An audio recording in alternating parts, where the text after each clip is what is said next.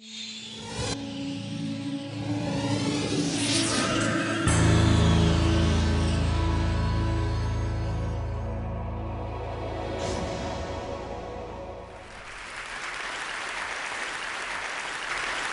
study how the brain processes information. That is, how it takes information in from the outside world and converts it into patterns of electrical activity, and then how it uses those patterns to allow you to do things, to see, to hear, to reach for an object. So I'm really a basic scientist, not a clinician, but in the last year and a half I've started to switch over, to use what we've been learning about these patterns of activity to develop prosthetic devices. And what I wanted to do today is show you an example of this. It's really our first foray into this. It's the development of a prosthetic device for treating blindness. Okay, so let me start in on the problem. There are 10 million people in the US and many more worldwide who are blind or facing blindness due to diseases of the retina, diseases like macular degeneration. And there's little that can be done for them. There are some drug treatments, but they're only effective on a small fraction of the population. And so for the vast majority of patients, their best hope for regaining sight is through prosthetic devices. The problem is that current prosthetics don't work very well. They're still very limited in the vision that they can provide. And so, for example, with these devices, patients can see simple things like bright lights and high contrast edges, not very much more. So nothing close to normal vision has been possible. So what I'm going to tell you about today is a device that we've been working on that I think has the potential to make a difference, to be much more effective. And what I wanted to do is show you how it works. Okay, so let me back up a little bit and show you how a normal retina works first so you can see the problem that we were trying to solve. Here you have a retina, so you have an image, a retina, and a brain. So when you look at something, like this image of this baby's face, it goes into your eye and it lands on your retina, on the front end cells here, the photoreceptors. Then what happens is the retinal circuitry, the middle part, goes to work on it. And what it does is it performs operations on it, it extracts information from it, and it converts that information into a code. And the code is in the form of these patterns of electrical pulses that get sent up to the brain. And so the key thing is that the image ultimately gets converted into a code. And when I say code, I do literally mean code. Like this pattern of pulses here actually means baby's face. And so when the brain gets this pattern of pulses, it knows that what was out there was a baby's face. And if it got a different pattern, it would know that what was out there was, say, a dog, or another pattern would be a house. Anyway, you get the idea. And of course, in real life, it's all dynamic, meaning that it's changing all the time. So the patterns of pulses are changing all the time because the world you're looking at is changing all the time, too. So, it's sort of a complicated thing. You have these patterns of pulses coming out of your eye every millisecond, telling your brain what it is that you're seeing. Okay, so what happens when a person gets a retinal degenerative disease, like macular degeneration?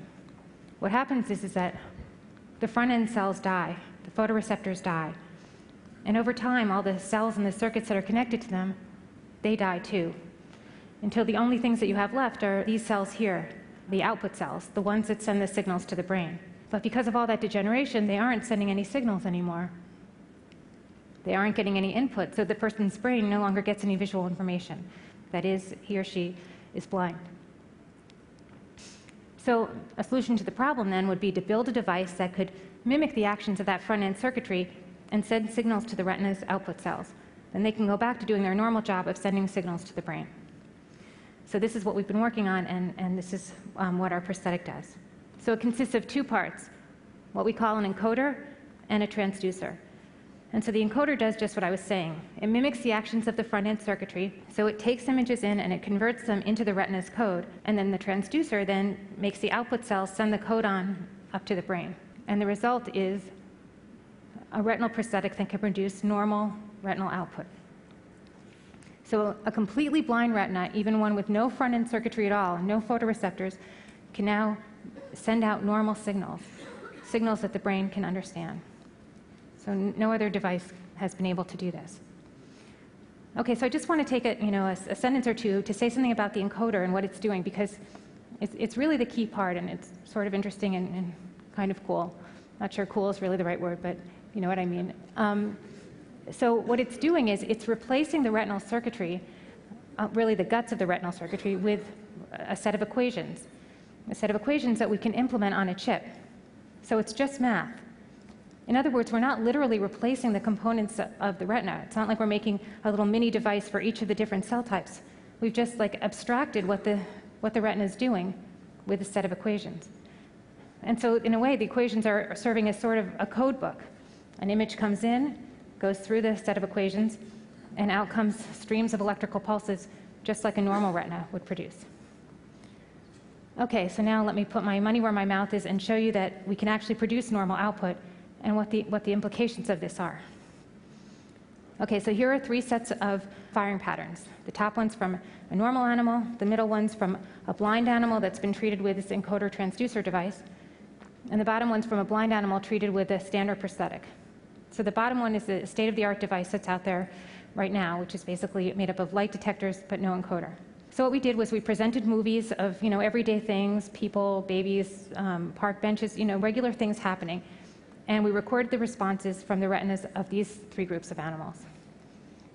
And just to orient you, each box is showing the firing patterns of several cells, and just as in the previous slides, each row is a different cell. And I just made the pulses a little bit smaller and thinner so I could show you like a long stretch of data.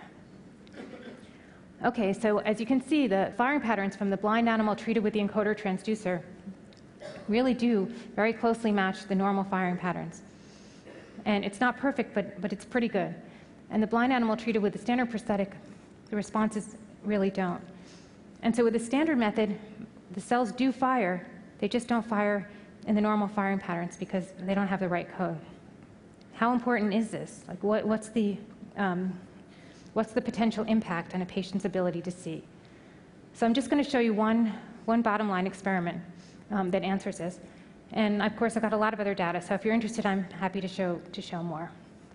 Okay, so the experiment is called a reconstruction experiment. So what we did is we took a moment in time from these recordings and asked, what was the retina seeing at that moment? Can we reconstruct what the retina was seeing from the responses, from the firing patterns? So when we did this for responses from the standard method and from our encoder and transducer. So let me show you, and I'm going to start with the standard method first. Okay, so you can see that it's pretty limited, and because the firing patterns aren't in the right code, they're very limited in what they can tell you about what's out there. So you can see that there's something there, but it's not so clear what that something is. And this just sort of circles back to what I was saying in the beginning, that with the standard method, patients can see high contrast edges, they can see light, but it doesn't easily go further than that. Okay, so what was the image? It was a baby's face. Okay, so what about with our approach, adding the code? And you can see that it's much better. Not only can you tell that it's a baby's face, but you can tell that it's this baby's face, which is a really challenging task. Okay, so on the left is the encoder alone, and on the right is from an actual blind retina, so the encoder and the transducer. But the key one really is the encoder alone, because we can team up the encoder with a different transducer. This was just actually the first one that we tried. I just wanted to say something about the standard method. When this first came out, it was just a really exciting thing, the idea that you could even make a blind retina respond at all. But there was this limiting factor, the issue of the code, and how to make the cells respond, produce normal responses. And so this was our contribution. Okay, so now I just want to wrap up. And as I was mentioning earlier, of course, I have a lot of other data if you're interested. But I just wanted to give this sort of basic idea that of being able to communicate with the brain in its language and the potential power of being able to do that. So it's different from the motor prosthetics where you're communicating from the brain to a device. Here we have to communicate from the outside world into the brain and be understood by the brain.